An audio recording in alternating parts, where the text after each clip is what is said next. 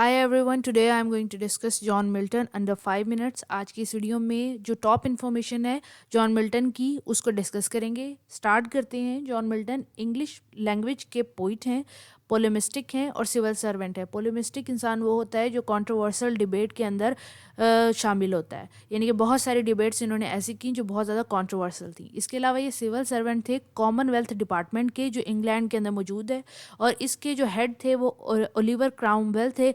Oliver Cromwell जो हैं इनके अंडर काम करते थे John Milton as a civil servant. अगर आप इनका वर्क पढ़ेंगे तो उसके अंदर आपको रिलीजियस फ्लक्स मिलेगा। रिलीजियस फ्लक्स से मुराद ये है कि रिलीजन की एक थीम नहीं, different aspect of religion bulk में जब एक चीज़ के अंदर मिलते हैं तो उसको रिलीजियस फ्लक्स बोलते हैं। इसके अलावा आपको पॉलिटिकल एस्पेक्ट भी इनके वर्क के अंदर मिलेंगे। आपने इनका अगर ये वर्क पैराडाइज लॉस्ट, जो कि एक एपिक पोइम है, एपिक से मुराद ये है किताबों पर मुहित ये पोइम है, वो अगर पढ़िए तो आपको पता लगेगा कि ये सारा वर्क जो है इन्होंने ब्लैंक वर्ड्स के अंदर लिखा है। ब्लैंक वर्ड्स एक ऐसी पोइट्री होती है जिसके अंदर आपको राइम नहीं मिलता, लेकिन इसके अंदर आप जब पढ़ते हैं आपको पता लगता है कि वर्सेस की सूरत में पढ़ रहे हैं, सिर्फ आपको इसके अंदर राइम नहीं मिलेगा। कहने का मकसद ये है कि मीटर मौजूद है लेकिन राइम मौजूद नहीं है। मिल्टन की जब पोइट्री आप पढ़ते हैं तो उसके अंदर आपको प्रोज का स्टाइल भी मिलता है, साथ आप देखेंगे कि वो किस तरीके से पैशन शो करते हैं फ्रीडम के लिए और सेल्फ डिटर्मिनेशन के लिए। आपको इनके वर्क के अंदर रिलीजन थीम के साथ साथ पॉलिटिकल इशू भी डेली लाइफ के मिलेंगे। जॉन मिल्टन पैदा हुए थे दिसंबर 9 1608 और इनकी डेथ हुई थी नवंबर 8 1674। इनके सबसे ज़्यादा मशहूर काम अगेन पैराडाइज लॉस्ट है, जो इंग्लिश लैंग्वेज में इन्होंने लिखा था, जिसके अंदर इन्होंने जिन्होंने इस वर्क के अंदर इन्होंने फ्रीडम, डेमोक्रेसी और ह्यूमन राइट्स के बारे में बात किया। रिलीजन सारी थीम थी, आपको पता है, शैतान का बगावत करना, आदम अलैहिस्सलाम का ज़मीन पे आना और खुदा से गुफ्तगू, ये सारी बातें शैतान का पॉइंट ऑफ व्यू हर चीज़ दिखाते हैं। लेकिन इनके वर्क के अंदर आपको आज़ादी नज़र आएगी, शैतान की बगावत को एज अ आज़ादी देखते हैं, राइट।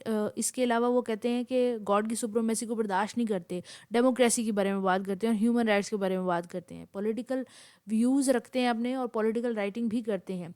पॉलिटिकल राइटिंग इन्होंने की थी जब इंग्लैंड के अंदर सिविल वॉर स्टार्ट हो गई थी। इसके अलावा ग्लोरियस रेवोल्यूशन भी जब स्टार्ट हुई तो इन्होंने पॉलिटिकल राइटिंग लिखी।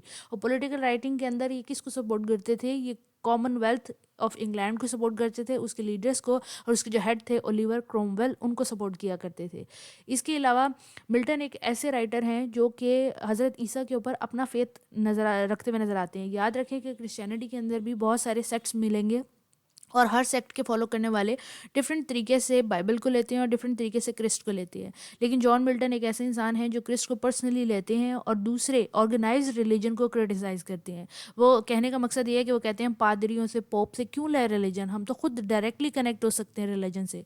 इसके अलावा ये आपको मिलेंगे कि फ्री प्रेस का जिक्र करते हुए मिलते हैं, यानी कि आज़ादी या राय का जिक्र करते हुए मिलते हैं कि हर इंसान के पास डेमोक्रेसी है, वो जो मर्जी जो चाहे मर्जी बात कह सकता है। इसके अलावा इनके बाद आने वाले जो पोइट इनसे इन्फ्लुएंस हुए उनका नाम विलियम वर्ड्सवर्थ है, पीबी शेली है और जॉन कीट्स हैं, जिन्होंने मिल्टन का काम पढ़ने के बाद मिल्टन को बहुत ज़्यादा अप्रिशिएट किया, डिफरेंट तरीके से कहा। इनकी जो वर्क है ज़्यादातर ब्लैंक वर्स के अंदर होता है। ब्लैंक वर्स अगेन वो फॉर्म ऑफ पोइट्री है जिसके अंदर मीटर तो मिलेगा लेकिन राइम नहीं मिलेगा।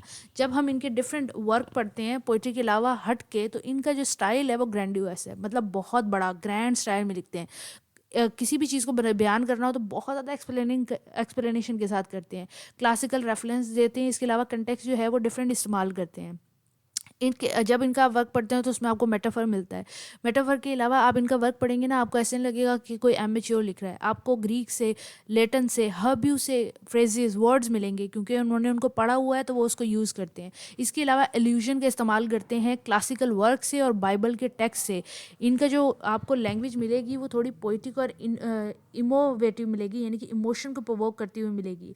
जो रिटोरिकल डिवाइसेस ये यूज़ करते हैं वो रिपीटिशन है, हाइपरबोल है। इसके अलावा सेंसिस की अपील के लिए ऑक्सीमोरॉन और पैराडॉक्स जैसी स्टाइलिस्टिक डिवाइसेस का इस्तेमाल करते हैं। इनके वर्क के अंदर आपको रिलीजियस इमेजरी भी मिलेगी और लैंग्वेज बहुत ज़्यादा ग्रैंडुअस इस्तेमाल की गई है। जॉन मिल्टन अपने वर्क के अंदर ह्यूमन नेचर के को दिखाते हुए नज़र आते हैं, उसका रिलेशन गॉड से दिखाते हुए नज़र आते हैं, और سیلیبریشن کرتے ہوئے نظر آتے ہیں، بیوٹی کی، کریٹیوٹی کی، اور پاور آف لینگویج آپ کو دکھاتے ہیں. یہ صرف ریلیجن کے اوپر ہی نہیں لکھتے تھے بلکہ گورنمنٹ کے اوپر بھی لکھتے تھے، جیسے کہ لبرٹی، جسٹس اور انیکوالٹی. ان کی جو تھیمز ہیں ان کے اندر آپ کو پاور آف لو بھی ملے گا، ایڈورسٹی بھی ملے گا، pursuit of knowledge and understanding بھی ملے گا.